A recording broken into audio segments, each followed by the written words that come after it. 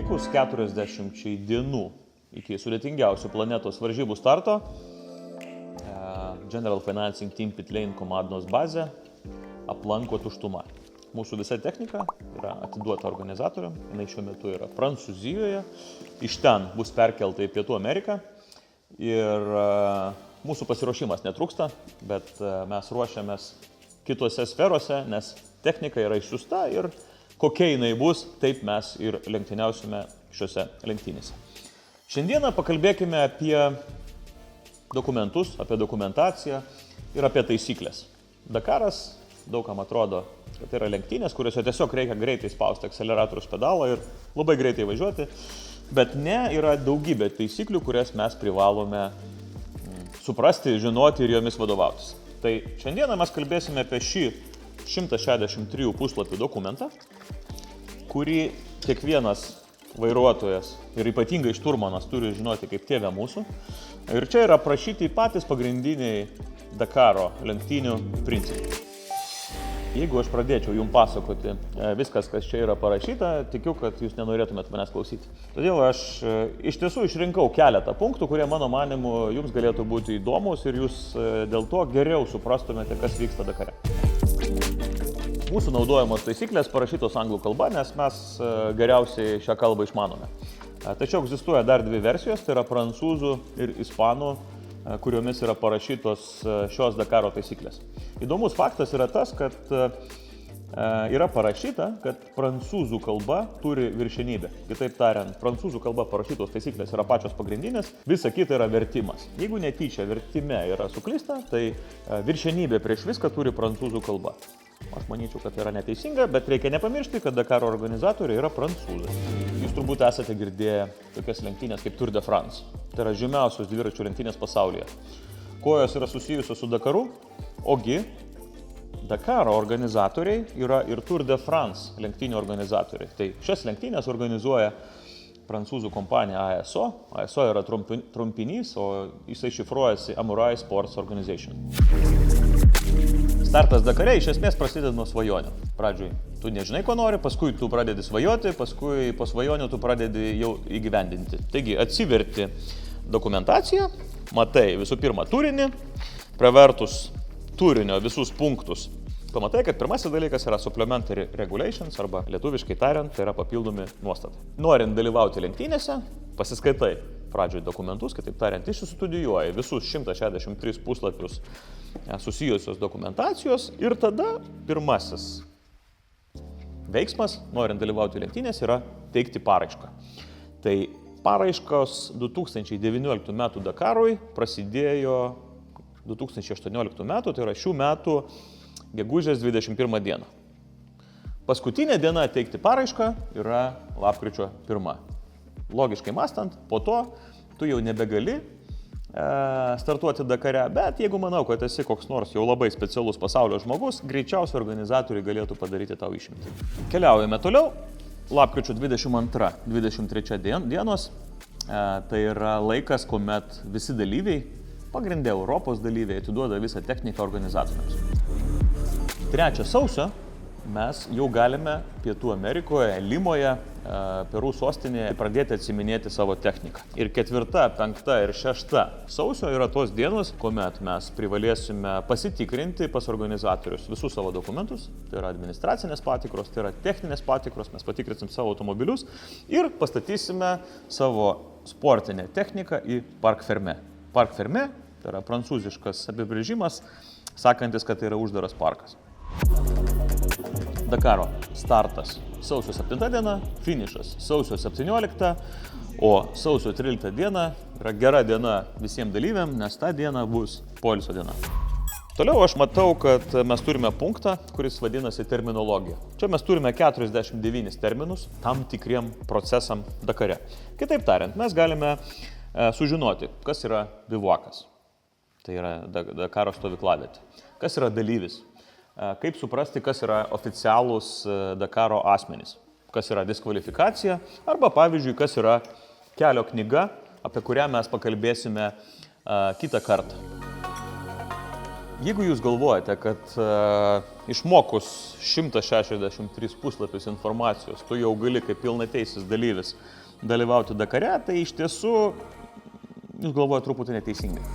Nes tai yra tik tai pradinė informacija, o Dakaro organizatoriai supranta, kad automobilių sportas yra labai plati sąvoka ir ten yra labai daug techninių apibrėžimų, techninių reikalavimų, saugumo reikalavimų ir taip toliau. Taigi egzistuoja tokia organizacija kaip FIA arba Tarptautinė automobilių sporto federacija ir čia mes turime daugybę nuorodų, kokiomis FIOS arba Tarptautinės automobilių sporto federacijos taisyklėmis mums reikėtų vadovautis. Kitaip tariant, be šitų 163 puslapių mums reikėtų žinoti dar keletą tūkstančių arba gal net ir kokių 10 tūkstančių puslapių įvairiausių dokumentų.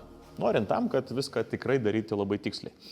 Vadinasi, iš esmės, kiekvienas lenktynininkas turėtų būti labai stipriai apsiskaitęs. Jisai turėtų žinoti daug įvairiausių normų, taisyklių ir taip toliau. Dėl to komandose dažnu atveju yra netgi komandos vadovo pozicija ir komandos vadovas ne tik tai vadovauja žmonėms, bet iš esmės jis labai gerai supranta visą lenktynių juridiką. Gyvenime nieko nėra pastoviau už laikinumą. Tai yra apibrėžta šitose taisyklėse irgi. Ir yra parašyta, kad bet koks papildymas arba šių lenktynių pataisymas lenktynių metu bus daromas specialiuose biuleteniuose. Kad dalyviai geriau atkreiptų dėmesį, biuleteniai bus geltonos spalvos. Vadinasi, visa informacija surašyta ant jų yra ypatingai svarbi mums kaip dalyviams, nes tenai yra tam tikri pokyčiai, kurie gali lemti net ir lenktynių rezultatą. Bet kuriuose varžybose būna ginčių. Ir tai yra apibrėžta šiuose taisyklėse. Jose rašoma, kad bet kokia ginčytina situacija bus sprendžiama sporto komisarų, kurie turi tam teisę ir bus naudojama foto, video medžiaga, plus mūsų automobiliai turi sudėtą specialią sekimo sistemą ir tuos duomenis lenktynių organizatoriai kaupia ir jais irgi bus naudojamas, jeigu reikės priimti vienokį ar kitokį sprendimą. Įdomus taisyklių traktavimo punktas yra tas, kad tai yra parašyta netgi paryškintai, kad viskas, kas nėra leidžiama šių taisyklių, yra suprantama kaip draudžiama. Tuo metu, kasgi gali dalyvauti Dakare?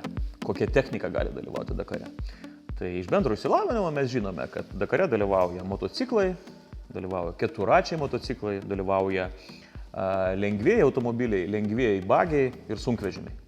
Šiandieną pakalbėsime apie automobilius, nes, daugiausia lietuvių Dakare važiuoja automobiliais. Egzistuoja 3 pagrindinės lengvųjų automobilių klasės, tai yra T1, T2 ir T3, kur T1 yra prototipai arba stipriai perdaryti sportiniai automobiliai, T2 yra standartiniai gamykliniai automobiliai, kur yra tik šiek tiek modifikuoti, ir T3 tai yra, tokie lengvieji bagiai, kurie nėra ypatingai galingi, bet jie irgi yra priskiriami prie lengvųjų automobilių.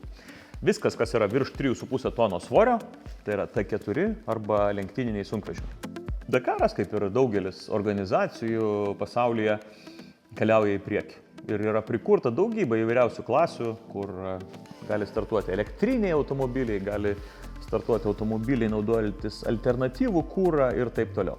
Bet visgi pagrindinės klasės tai yra T1, T2 ir T3, kurios šiuo metu, ir T4, kurios šiuo metu varžosi Dakare. Dar vienas įdomus skirsnis jums galėtų būti apie ekipažą. Kas gali dalyvauti Dakare? Tai yra asmuo, ne jaunesnis negu 18 metų. Tas asmuo turi turėti sportinę, tarptautinę lenktynininko licenciją. Kitaip tariant, šita licencija apibrėžia tam tikras lenktynininko arba šturmano kompetencijas. Taip pat yra aprašyta, kad ekipažas visų lenktynių metu arba visos distancijos metu privalo būti sportinėme automobilyje. Jeigu organizatoriai patikrintų ir pamatytų, kad nors vienas iš ekipažo narių lenktynių metu arba pervažiavimo nuo finišo iki bivako nėra lenktyniniame automobilė, tai reikštų, kad jūsų lenktynės baigėsi, jūs esate diskvalifikuoti. Jūs visi matėte, kad lenktyniniai bolidai turi užklijuotus starto numerius. Tai jeigu dėl tam tikrų priežasčių jūs pametate vieną startinį numerį, tai reikštų, kad jūs iš organizatoriaus galite tikėti sulaukti 10% starto dydžio baudos. Tai jeigu starto mokestis yra 28 000 eurų automobilių ir ekipažui, tai reiškia, kad jeigu jūs prarandate vieną numerį, jūs galite tikėtis baudos, kurie yra 2,8 tūkstančio eurų dydžio. Jeigu dėl tam tikrų priežasčių jūs pametate 2 numerius, tai ta bauda gali būti 20% arba tai gali būti virš 5 000 eurų. Taip pat automobiliuose turi būti pažymėti lenktynininkų vardais ir pavardėmis, taip pat jų tautybės arba valstybės, kuriai atstovauja vėliavos. Jinai turėtų būti nuo 3 iki 5 cm aukščio dydžio raidės. Tai jeigu jūs prarandate ir šį formatą ant savo automobilio, jūs vėlgi galite gauti baudą, kuri yra beveik 3000 eurų dydžio. Organizatoriai plombuoja, arba kitaip tariant, apsaugo nuo galimo pakeitimo tam tikrus elementus. Ko Dakare negalima keisti visų lenktynių metu, tai negalima keisti ekipažo, vadinasi vairuotojo ir šturmano, jie nėra plombuojami, bet juos tikrina prieš kiekvienų lenktynių startą. Tuomet mes negalime keisti sportinio automobilio kėbulo arba rėmo, jisai yra plombuojamas, ir negalima keisti su tam tikrom išimtim sportinio automobilio variklio bloko. Jis taip pat yra plombuojamas. Taip pat plombuojama sportinėme automobilyje yra oro ribotuvas, tai yra oro, kuris patenka į variklį, nes mes turim tam tikrą restriktorių arba ribotumą, tam, kad neturėtume per daug galios ir tos taisyklės yra vienodos visiškai visiems. Taip pat plombuojama yra ratų eiga, prie automobilio ratų stovi tam tikri ribotuvai, kurie nusako, kad ratai negali vaikščioti daugiau negu tam tikrą centimetrų kiekį. Yra be galo daug informacijos parašyta apie starto tvarką, bet iš esmės jums pagrindinis dalykas, kurį reikėtų žinoti, kad Dakare tu startuoji pagal praėjusios dienos rezultatus. Kitaip tariant, šiandieną tu starte stovi toje vietoje, kurioje tu finišavai vakar dieną. 41-ame Dakare atsiranda šis tas naujo. Atsiranda tokia samprata kaip semi-marathon, arba kitaip tariant, tai yra pusiau maratonas. Tai yra tam tikra nelaimėlių įskaita. Nelaimėlių sakau dėl to, kad jie pirmoje Dakaro dalyje arba pirmą Dakaro savaitę dėl tam tikrų priežasčių, jeigu jie negali finišuoti, jie gali startuoti po poilsio dienos ir dalyvauti tam tikroje įskaitoje, kuri nebus bendroje įskaitoje, bet tu gali dalyvauti dėl kažkokio kito mažesnio prizo ir gali pasakyti, kad tu esi įveikęs pusę Dakaro. Dakare sportinėme automobilyje arba jo kabinoje yra draudžiama turėti bet kokį žemėlapį, popierinėme, elektroninėme ar bet kokiam kitam formate. Taip pat automobilio viduje tu negali turėti, arba kabinoje, tu negali turėti išmaniojo telefono lenktynių metu arba greičio ruožo metu. Jisai gali būti kažkur kitur. Skaidrėje netrukus pamatysite, kur jie yra sumontuoti mūsų automobilyje. Taip pat Dakare yra uždrausti bet kokie GPS funkciją turintis laikrodžiai. Saugumo sumetimais tu privalai turėti satelitinį arba GSM telefoną, bet jį gali naudoti tik tai išlipęs iš automobilio.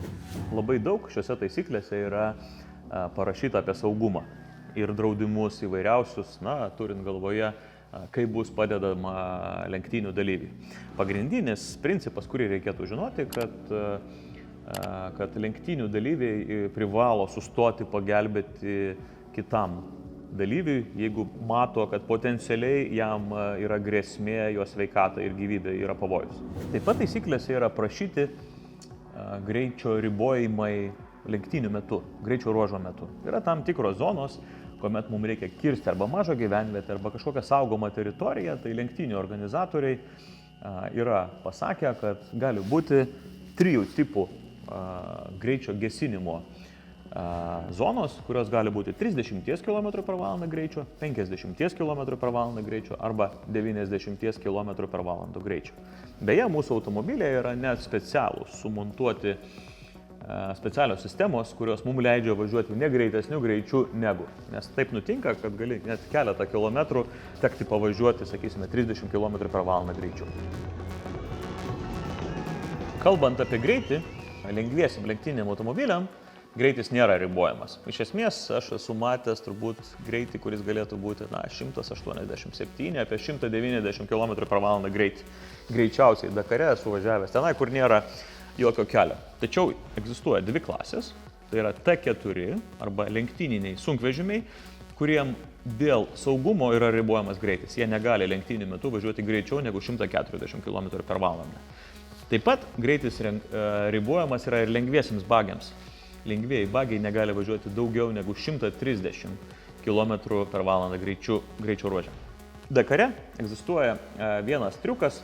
Taisyklė sako, kad lenktynininkams gali padėti tik tai kiti lenktynių dalyviai.